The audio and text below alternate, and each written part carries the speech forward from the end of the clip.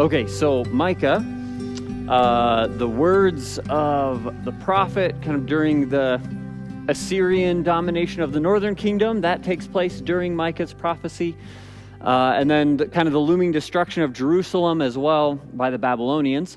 And you'll remember that of the minor prophets, Micah and Isaiah are probably the two that emphasize the Messiah more than any others. And we get to see that tonight.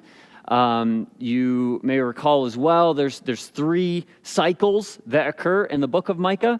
We finished the first cycle last week. Pastor Matt looked through chapter 2.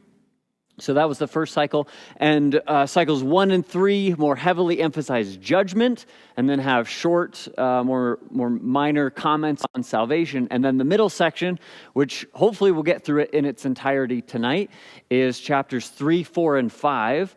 And it just resounds very strongly in chapters 4 and 5 about salvation and deliverance and the future Messiah's reign and his kingdom and the peace that he brings and all of these things. So we have the joy of looking at this second cycle tonight, chapter 3, judgment, and then chapters 4 and 5, salvation.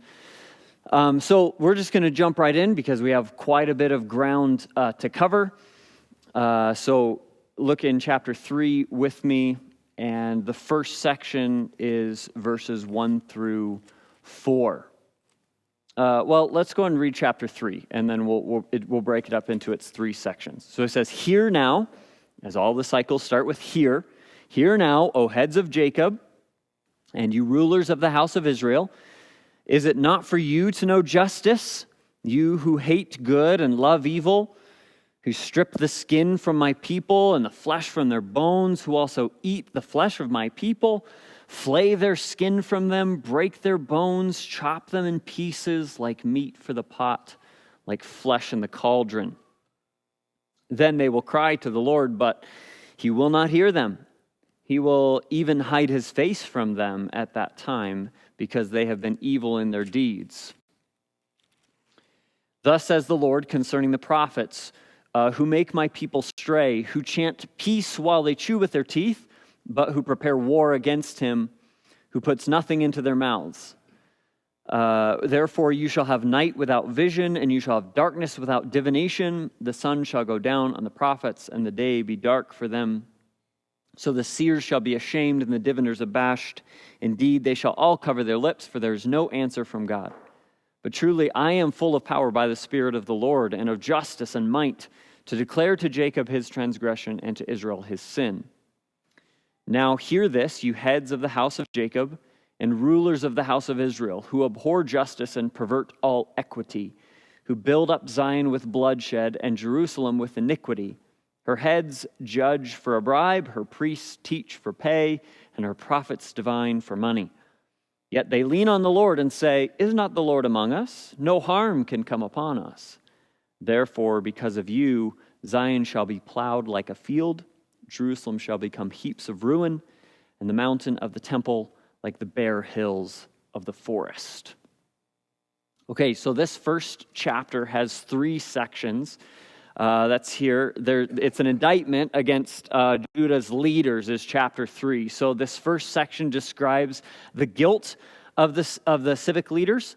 And you see that right at the beginning in verse 1, the heads of Jacob and the rulers of the house of Israel. Once again, he's accusing the leadership. That's been consistent throughout the last few books in the minor prophets, accusing the leadership and condemning them. And then in the second portion, he particularly targets some false prophets, these prophets who are giving messages of peace when that's not perhaps the word that they've received. They're essentially available to be bribed for a message of peace. And then the third section directly identifies the leadership's cause in the fall of Zion. So that's the reason that Zion is going to fall, is because of the leaders. So let's just walk through these first ones. Again, it begins with the here, just like each of these first cycles begin with here. Chapter 1, verse 2, chapter 3, verse 1, and then chapter 6, verse 1, all begin with this call to hear. Then he identifies the leadership, heads of Jacob, and rulers of the house of Israel. And what is it that was their particular responsibility? What were the leaders supposed to be doing? And that is that they were supposed to be knowing justice. They were intended to lead the society in God's system of equity and righteousness and uprightness. They had the law that they were supposed to know, and then they were supposed to lead the people with the law, not all of perhaps the things that the law began to have attendant to it, like all of these traditions, but what God had said. They were supposed to lead the people with what God had said. Now, if we were to give a brief definition of justice, what might that be? Okay, to treat people as they deserve.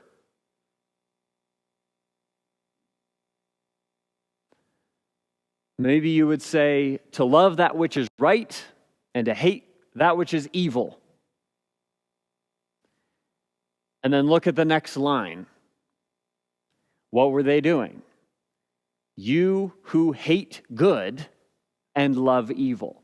So there's this direct reversal of what justice was intended to be done.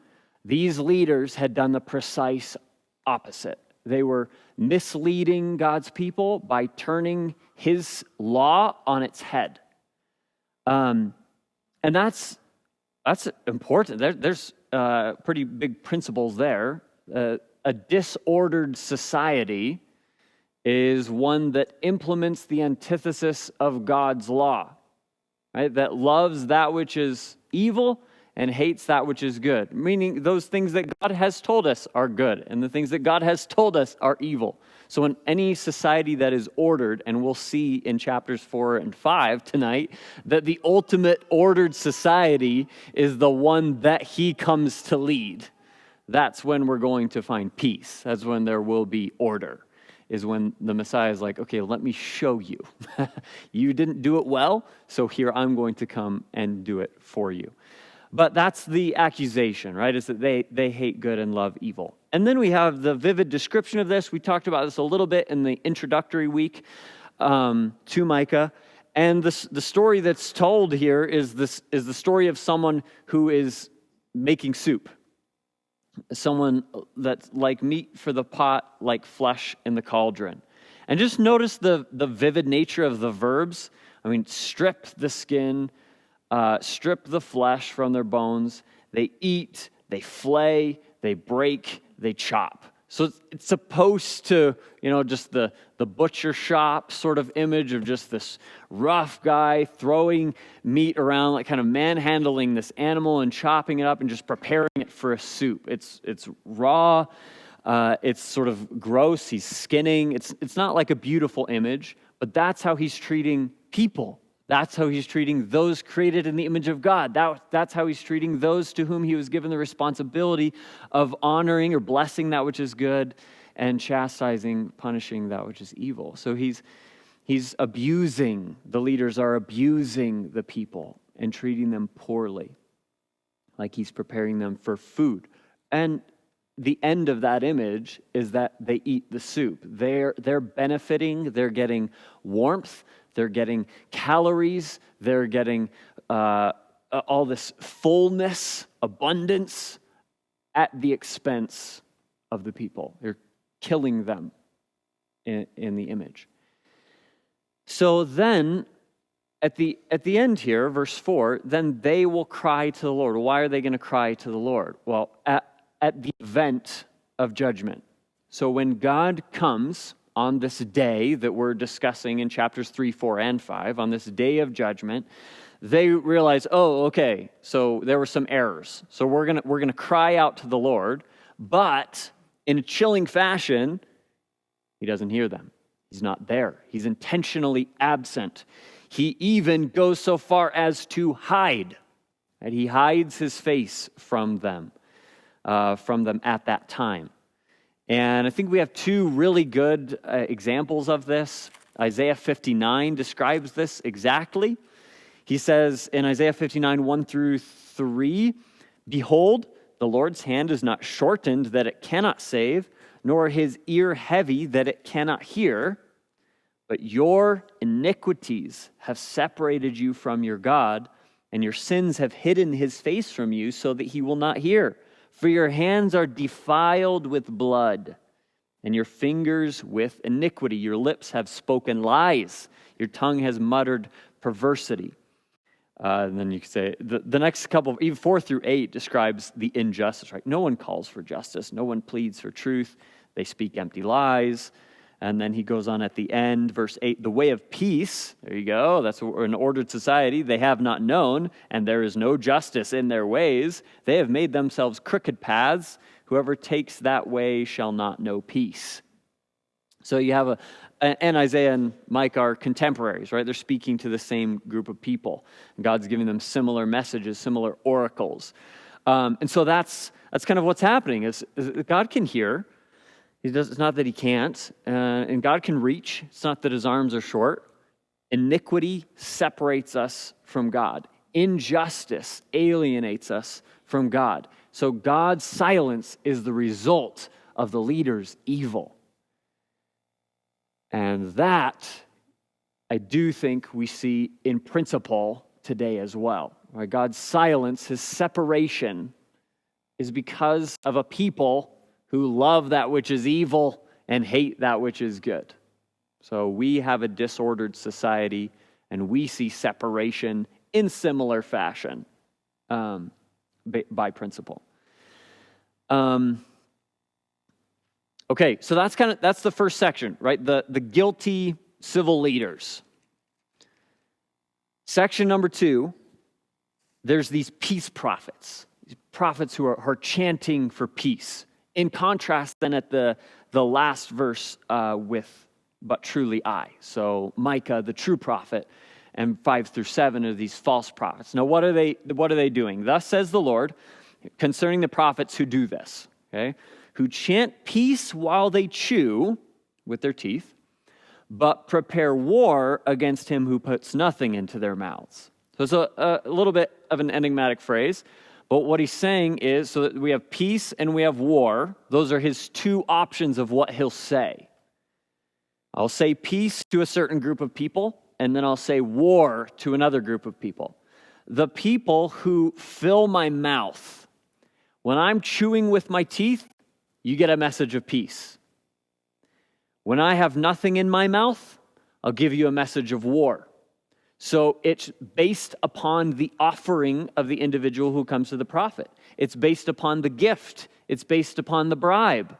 Put something tasty in my mouth. Oh, the Lord bless you. The Lord keep you. The Lord make his face to shine upon you and give you peace, give you order. And then you bring nothing. You're poor. You're desolate. You come to me with injustice. You want justice? Where's my gift? You don't get it? No. Trials, desolation. The Lord is upset with you. He's angry with you. Why do you think you're poor? You have nothing? Well, you're probably, from Friends of Job sort of a message. What did you do wrong? So there's their message from the Lord as prophets depends upon the gift of the one coming to them. God's response to that is he's not very pleased. Therefore, you have night. Therefore, you have darkness. The sun shall go down. The day shall be dark. There is shame. They will be abashed. Okay, so there's silence. The prophets have nothing to say because God has gone quiet. It's nighttime as far as it concerns the word of the Lord. There's no vision. There's no divination. The prophets have nothing to say. They all cover their lips because there's no answer from God. So this is very much like Amos 8 described this as well. Amos 8:11, he said, in terms of food, remember? He said, "Behold, the days are coming that I will send famine on the land, not a famine of bread, nor a thirst for water, but of hearing the words of the Lord. They shall wander from sea to sea and from north to east. They shall run to and fro, seeking the word of the Lord, but shall not find it." So Amos used food, and here Micah uses light. All the light goes away. no divination. And in contrast, Micah says, but I'm not one of those guys, am I? I don't care what you bring to me. I don't care if you fill my mouth with good food or don't. I'm here to deliver a message to you from the Lord, and therefore I am filled. I'm filled with the power of his Spirit. I have justice. I have might. I have a message to declare, and it concerns your sin. So he's not there to be filled and fattened by the people, as no prophet, as no messenger of the Lord should be. Okay, so there's the accusation, right? The Lord is angry with the peace war prophets who make their declarations based on the gift given to them. Then the final section in the judgment oracle is, again, the corrupt leaders as the ones responsible for Zion's fall. We see that most clearly at the beginning of verse 12.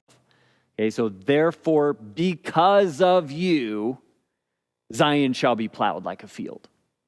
But zooming out, we have here he sort of cumulates the message against the leadership. And you'll see that he says, now hear this, heads of the house of Jacob, rulers of the house of Israel. Once again, the problem. Who do this? Abhor justice, pervert equity. Same accusation as in the beginning of the chapter. Who build up Zion with bloodshed. There's the sort of pot of soup imagery. And Jerusalem with iniquity. There's the prophets who sin, who are saying what they say based on money. And here he levels there like it really is all about money, isn't it? Heads judge for a bribe. Priests teach for pay. Prophets divine for money. That's the problem. They're interested in gain. It's very similar to Peter's message in his second letter against the false prophets. This is a common thing from false teachers, false prophets. From of old, they've sought personal gain. Bribes, payment, money. And yet, even as they do that, right, it's very clear. Everybody knows that they've perverted justice, they perverted equity, they abhor justice. Yet, they have the audacity to lean upon the Lord and to say, isn't the Lord among us? Isn't God good? Aren't we his people? No harm can come upon us. He's our protector. We're safe here as we've built this system where we get fat and we get protected. God is good, isn't he? And then they sip their wine and they eat their feast of the people. It's just shocking that they would be willing to make a statement like this, but as we've seen as a theme, they're not believing that they're false teachers. They're not believing that they're false prophets. They're not acknowledging that. That's what the prophets are there to tell them to do. Acknowledge it. Humble yourself. Repent. Believe. Turn. But no, they say, we're safe. We are fat and happy. And God then says, it's because you're doing this, because of you. Here's just the message of condemnation. So that's where the parallelism begins in the middle of 12. Zion is plowed. Jerusalem shall become heaps. The mountain like the bare hills. So there's your three lines. The beauty, the glory, majesty, the dominion, the kingdom of Zion is reduced to complete rubble. So we're left on a very low note, literally low note, at the end of chapter 3. And then there's this immediate, as we turn from chapter 3 of judgment into chapter 4 of deliverance, there's this immediate elevation, a high note, the promise of Zion's future, right? Zion's just fallen, been reduced, torn down, plowed. And now it shall come to pass, we'll read through verse 5, in the latter days, the mountain of the Lord's house shall be established on the top of the hills, be exalted above the hills.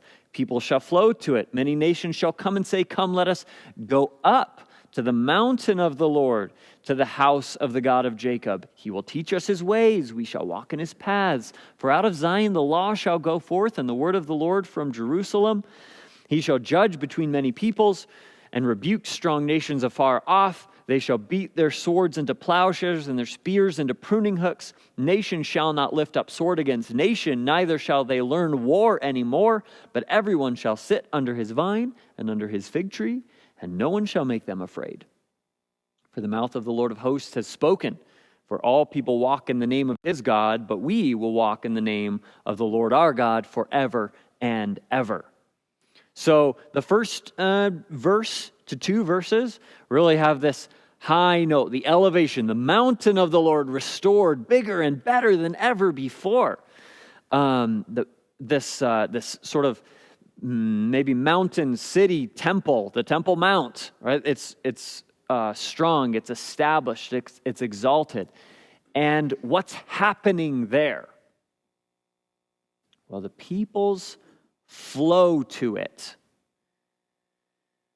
And what are the peoples going to do? What is the purpose of the pilgrimage? Peoples flowing to it, many nations shall come, say, let us go up. Why? What are they doing?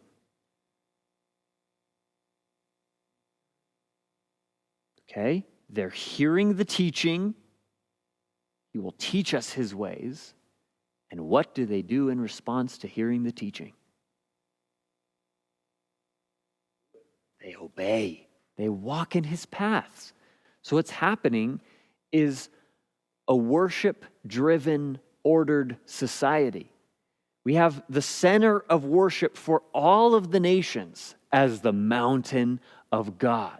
And all the peoples are kind of coming into and going out of the city on pilgrimage to hear of his ways and to walk in his paths. Well, how would they be able to hear him? Well, out of Zion the law goes forth, and the word of the Lord goes out of Jerusalem. Well, what does that mean? It means that once again, we can hear the voice of the word of God. He's not quiet as he was when the false prophets were speaking, and his response was that everything goes dark, that there's night without vision and darkness without divination.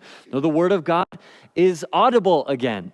It's actually coming from the mountain. So he's speaking, and all the nations gather to worship. And the result of this sort of a scenario is what? Peace. So kind of beginning in the second part of verse 3, right? Once God takes on the mantle of judge, once God takes on the mantle of king, once God takes on the mantle of prophet, the one from whom the word proceeds, the one from whom the verdicts proceed, the one from whom it all comes from him. Once that's happening, then there is peace. They can beat their sword into a plowshare, their spear into a pruning hook. So the sword and spear is all of the military armaments. Right? We don't need those anymore because there's no war. Nation isn't lifting up a sword against nation. No one even needs to know how to fight because there's no fighting. So you have this sort of contrast, which is better, the peace of the bribed prophet or the peace from the mountain king? The peace of the Messiah. Which one's better? Which one would you rather wait for? He's saying, well, this one's far better. In fact, it affects everyone. In verse 4, it's just this beautiful image of, well, let's just sit under our vine, sit under our fig tree. Let us enjoy prosperity and security and again, peace. I'm not afraid of anything. Nothing would make me afraid. Why? Because God's there. He's speaking. He's declared this to be. The mouth of the Lord of hosts has spoken. And then at the beginning of 5, he sort of flashes back to the present. He's like, okay, because everyone walks in the name of his own God. That's sort of a present day statement. But a declaration, a determination, but we will, sort of like as for me and my house, we will serve the Lord, sort of a statement from Joshua. We're determined to walk in the name of the Lord our God forever and ever. So that's the future of Zion, is that it's exaltation under the ruler, the divine ruler, who brings ultimate peace. He continues, 6 through 8 is our next section, and he continues discussing the restoration of the remnant. It's kind of signified by a new section with the "in that day," just like in chapter 4, verse 1, it shall come to pass in the latter days. So in that day, the ruler will assemble the lame. I will. Assemble the lame, gather the outcast. I will gather those whom I have afflicted. And what am I going to do with them? I've gathered them all together, all these really broken people, these very weak people. They aren't even able to walk. No one will receive them. They're afflicted, and I did it, right? I brought them low. What am I going to do? I will make them into a remnant, and I will give them strength. I'm going to unify them. I'm going to come up behind them and in them, and I will raise them up to be a strong nation. How will I do that? By my reign in Mount Zion. So as this city is established, from now on, even forevermore, God is going to restore that which he has broken. It's like the bone, right, that once was broken, and now it is stronger than ever before. The shepherd king, kind of here seen restoring his flock. He's seen reigning over them in Zion. So now they're weak, but one day the covenant Lord and King is going to make them strong. The best is yet to come, right? There's a moment of affliction now. There's exile. There's Babylon looming. It's not good, but in the Messiah, in this future, the glory and strength and the vitality of Jerusalem is going to be restored and strengthened even more than ever before. And that's what he's getting at here in verse 8. When he says, even the former dominion shall come. What do you think he's referring to when he says former dominion? I mean, it's certainly going to be better than it was formerly. But what was the brightest moment in Israel's kingdom? David, right? And you could say his dynasty, right? David and Solomon. That was the strongest point. And we would lean on David because of the covenant significance of David and the promise that the next one is going to come from his line.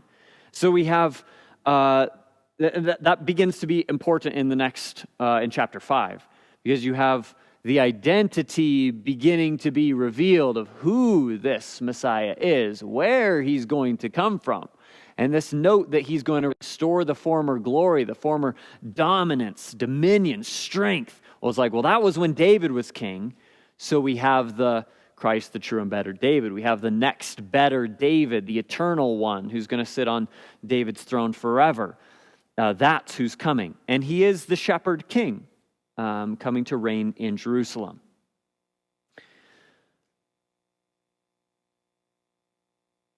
The next three portions are verses 9 and 10 as the first one, 11 through 13 as the second, and then chapter 5, verses 1 through 4. These are each kind of, they match. It's a set of three. They all begin with the word now in English. Verse 9, now, why do you cry aloud? Verse 11, now also many nations have gathered. Chapter 5, verse 1, now gather yourself in troops. Each of them also share a direct command to the daughter of Zion. So you have verse 10 here, be in pain and labor to bring forth, O daughter of Zion. And then, arise and thresh, O daughter of Zion. Then, it might be O daughter of troops here. Now gather yourself in troops, O daughter of troops. Okay, so there's three parallel statements there. And they all also move from something very dark and difficult or painful to something that is bright and glorious and hopeful. So all three, it's kind of like three mini cycles right here. So 9 and 10, the dark moment is the pain of childbearing, is the metaphor anyways, as represented by the fact that they are going to have to leave the land. So let's read 9 and 10. He says, "Now, why do you cry aloud? Is there no king in your midst? Has your counselor perished? For pangs have seized you like a woman in labor." So there's our image. And then his command is, go through labor, be in pain, and labor to bring forth. Kind of back to the affliction, right? God is afflicting them today. It hurts. What they're going through hurts as a woman who's in the moments of delivery. Be in pain, like a woman in birth pangs. For now you shall go forth from the city.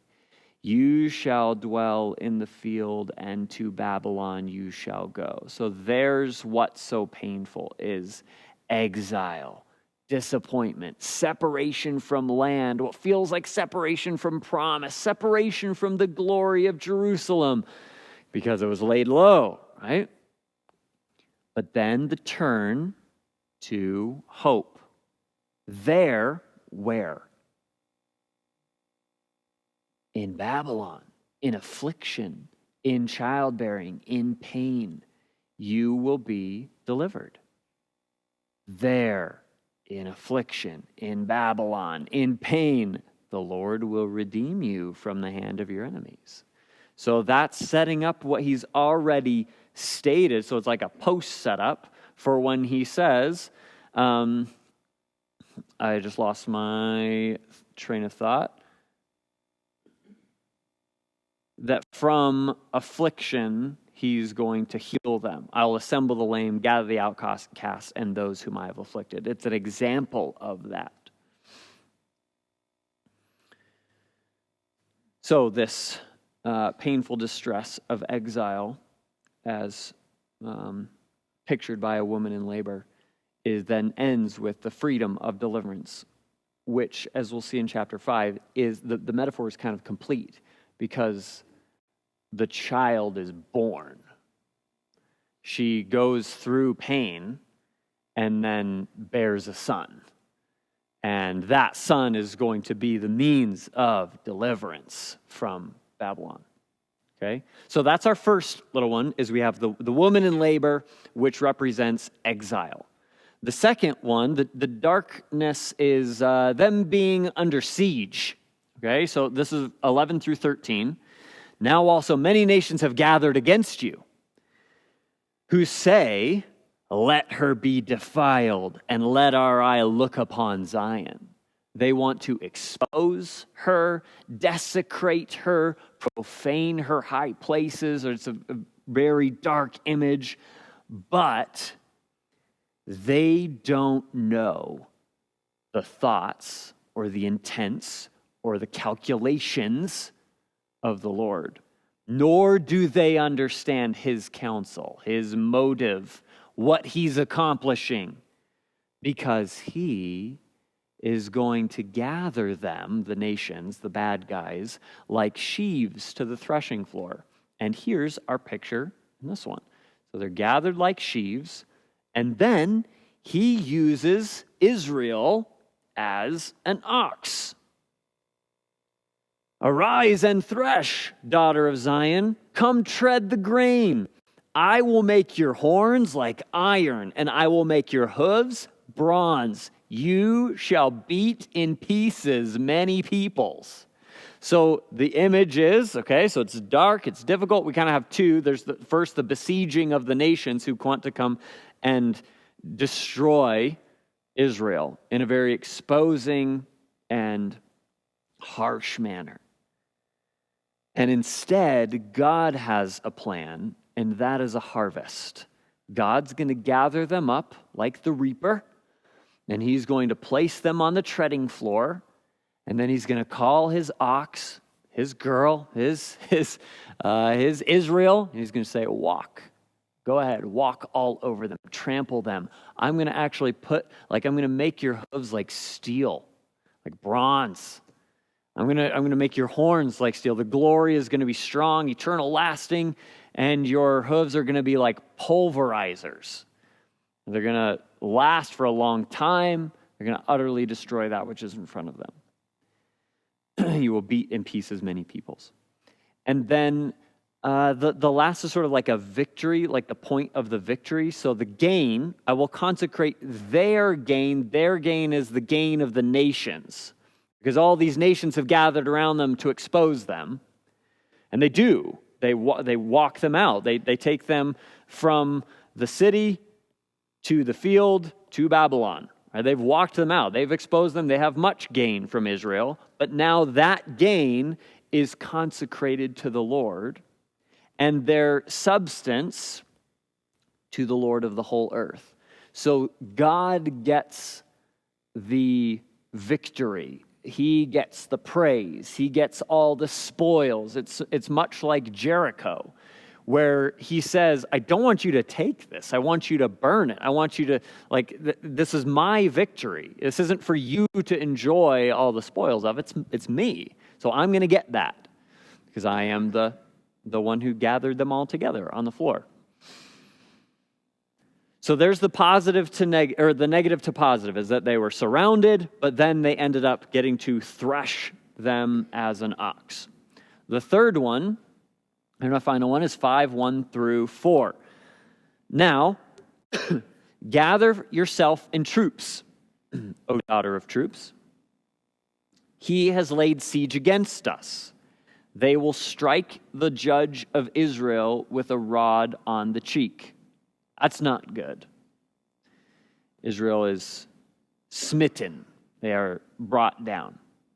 But you, Bethlehem Ephrathah, though you are little, once again emphasizing kind of their weakness, though you're little among the thousands of Judah, yet out of you shall come forth to me the one to be ruler in Israel, whose goings forth are from of old, from everlasting. Therefore, he shall give them up until the time that she who is in labor, there's our first image, has given birth.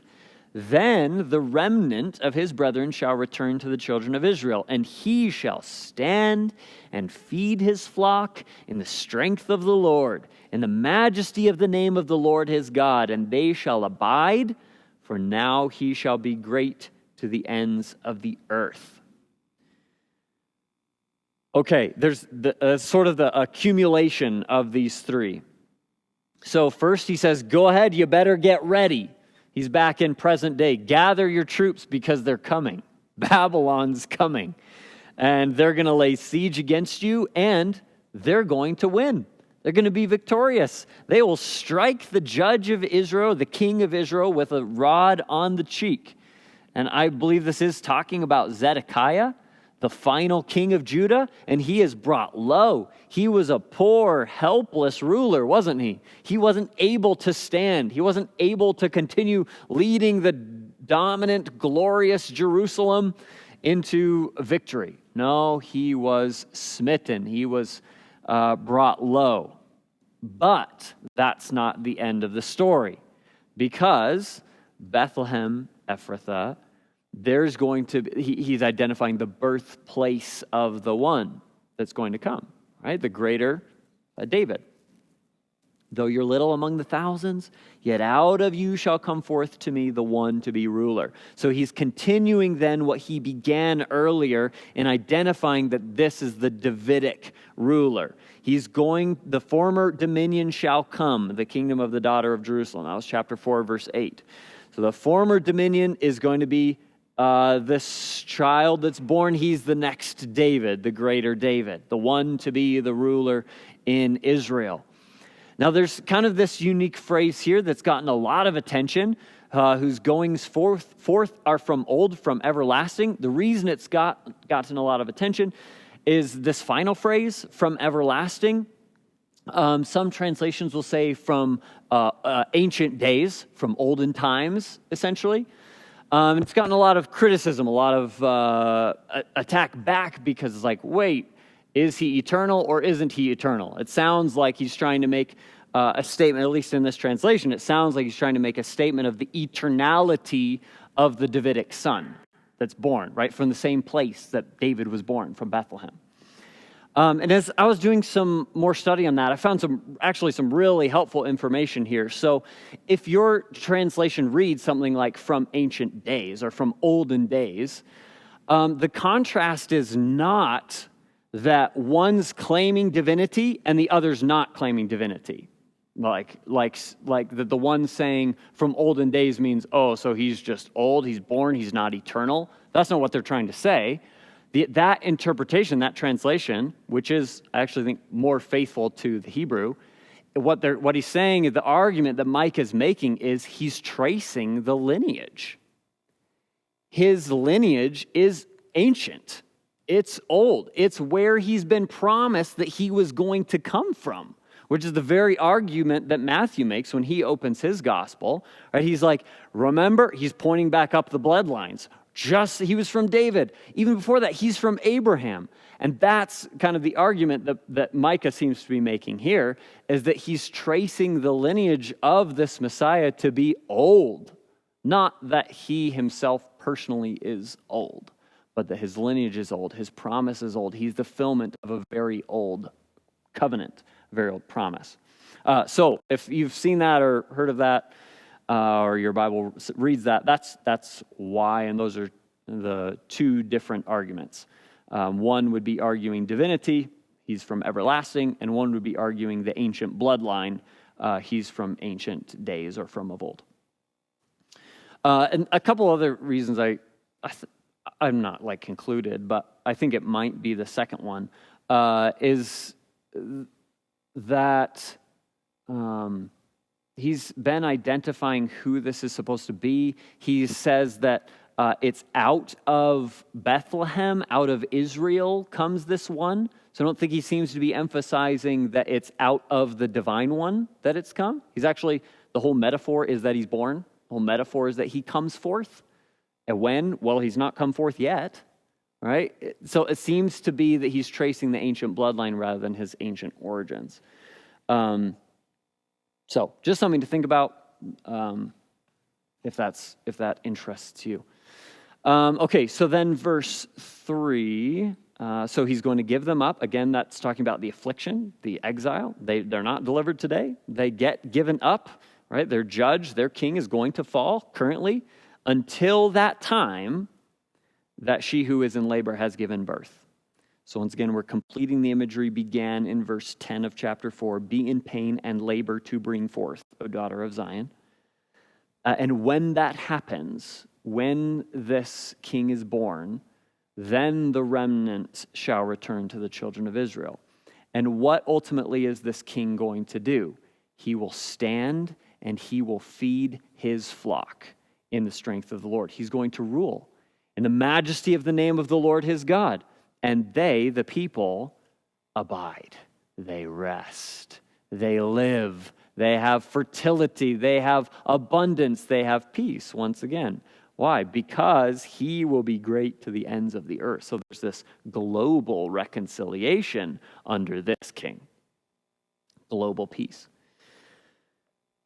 Okay, so the next section continues describing the ideal king. It goes into a further description of him personally.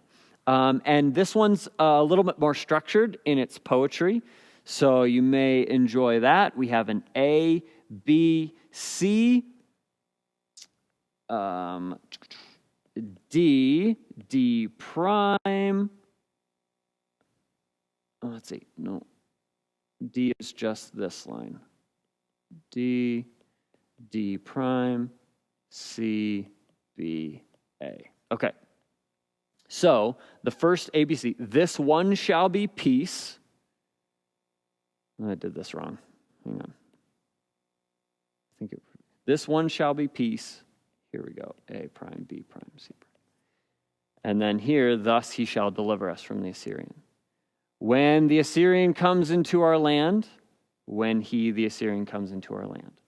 When he treads in our places, then we will raise against him, when he treads within our borders. Okay, so you have the ultimate deliverance from Assyria at the hand of this king, when Assyria treads within their borders. How is he going to do that? He raises up, the means that the king uses is a superabundance of subordinate shepherds. He uses his people to do it. 7 shepherds, 8 princely men. In Hebrew, you kind of have this repetition of numbers. And in 7, normally in poetry, 7's this fullness, completeness. It's done, it's finished. So if you go from 7 to 8, then you're saying, way more than we need. Right? We have all the princes we need, all the shepherds we need, all the military that we need, and then some, and more. So with 7 shepherds and 8 princely men, they shall lay waste with the sword the land of Assyria and the land of Nimrod at its entrances. So when Assyria comes into their land, then this one rises, and he gathers his under-shepherds, 7 under-shepherds and 8 princely men, and he not only regains that land, but they lay waste to the land of Assyria, the land of Nimrod, at its entrances. So there's this complete victory that's described. That's what the king is going to do. Complete victory, global peace.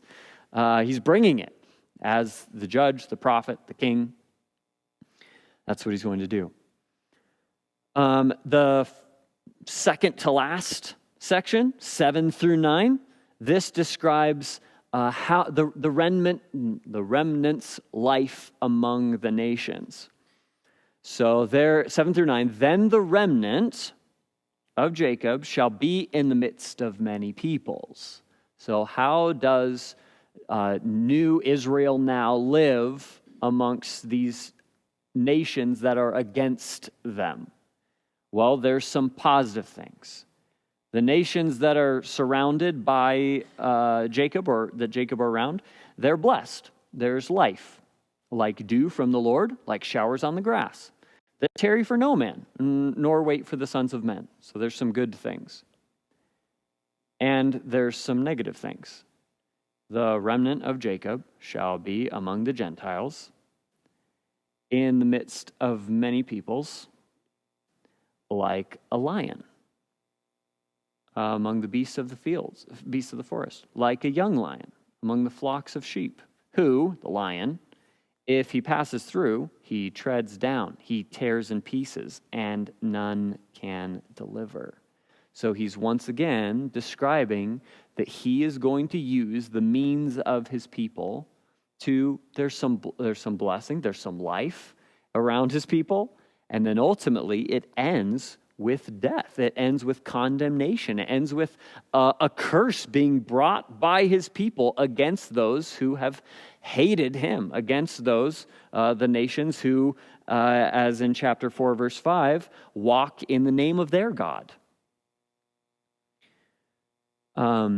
So here's the ox image repeated, right? God's going to gather, and then he's going to use his people to tread them down.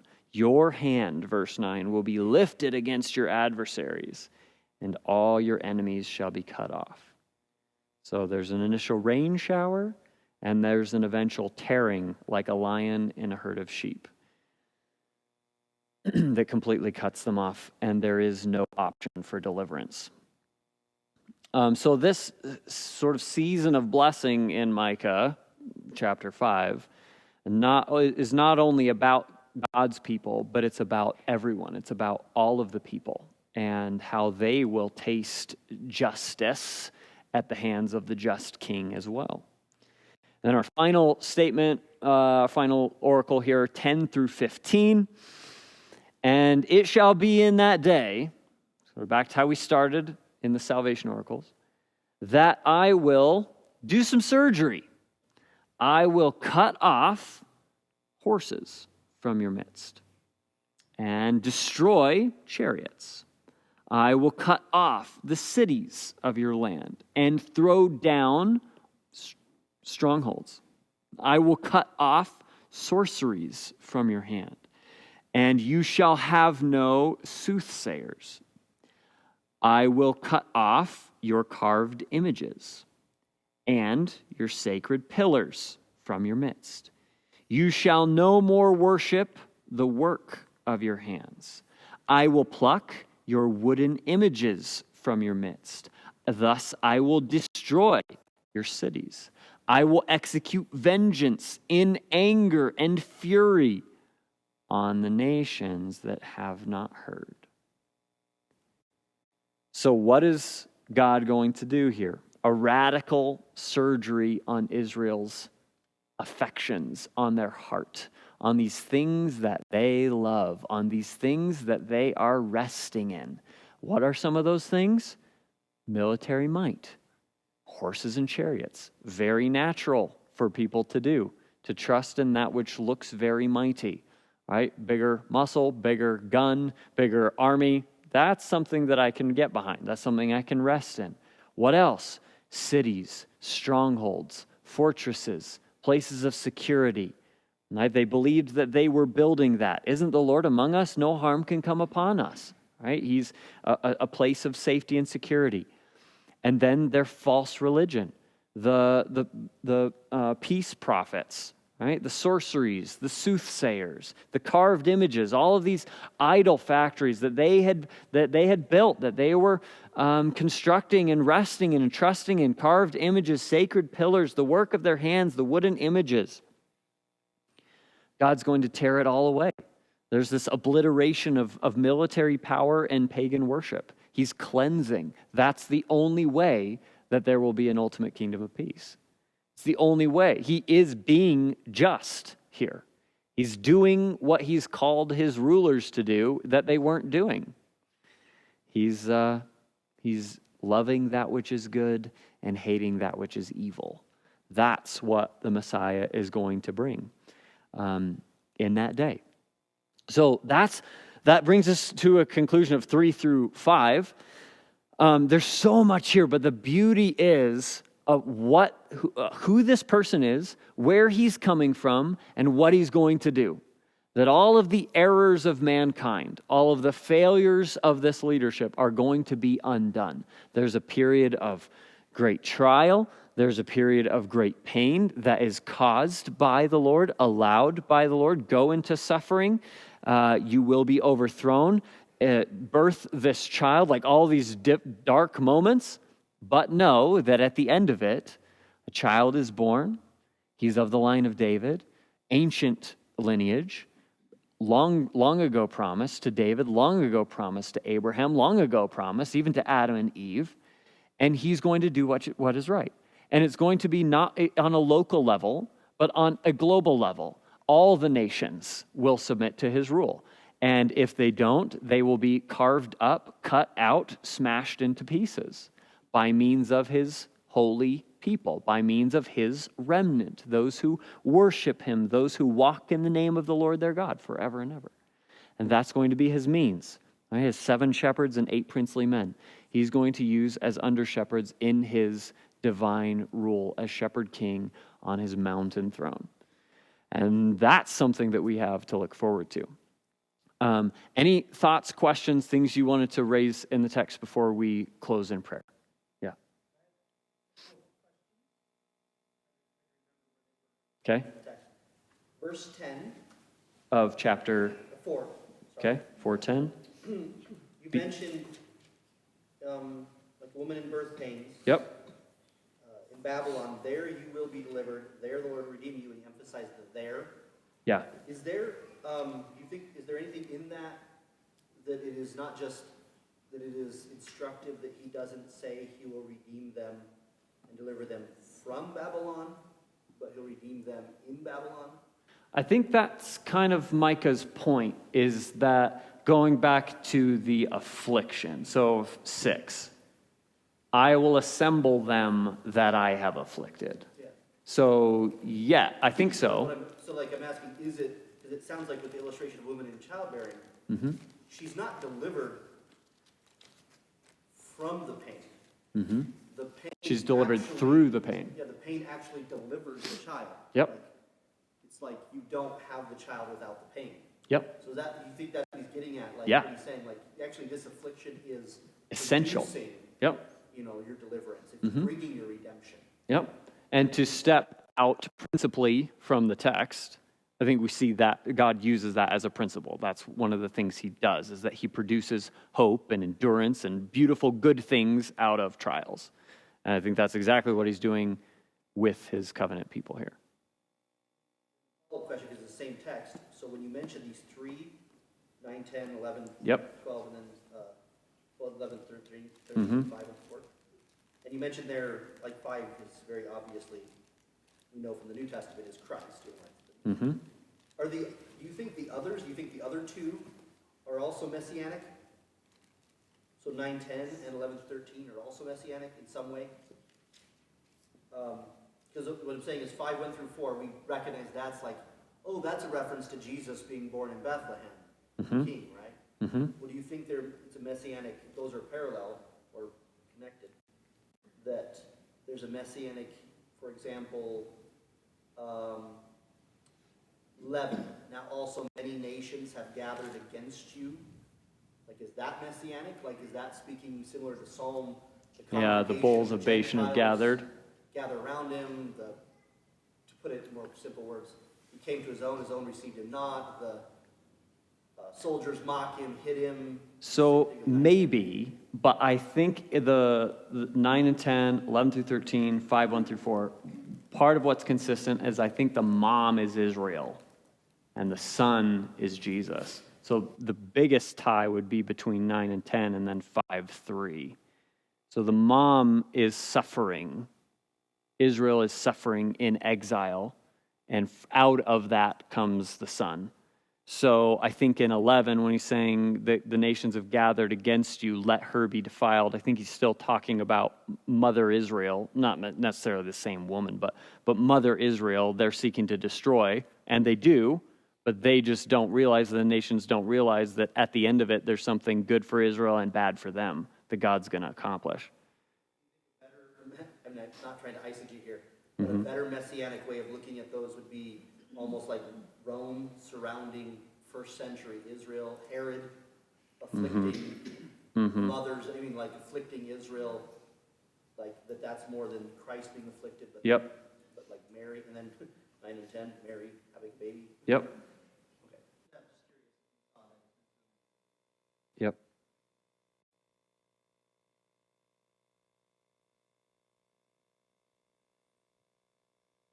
Any other thoughts, questions?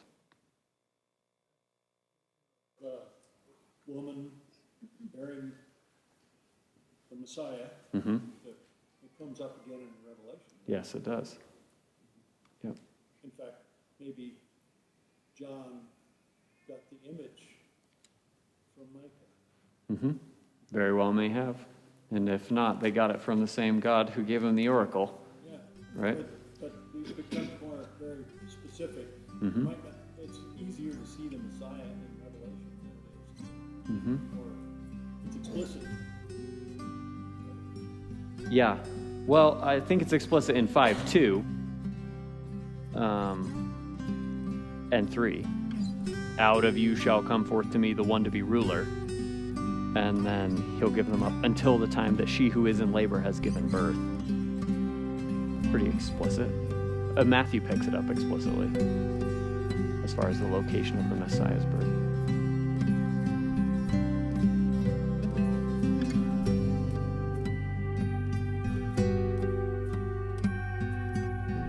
All right. Let's close in prayer.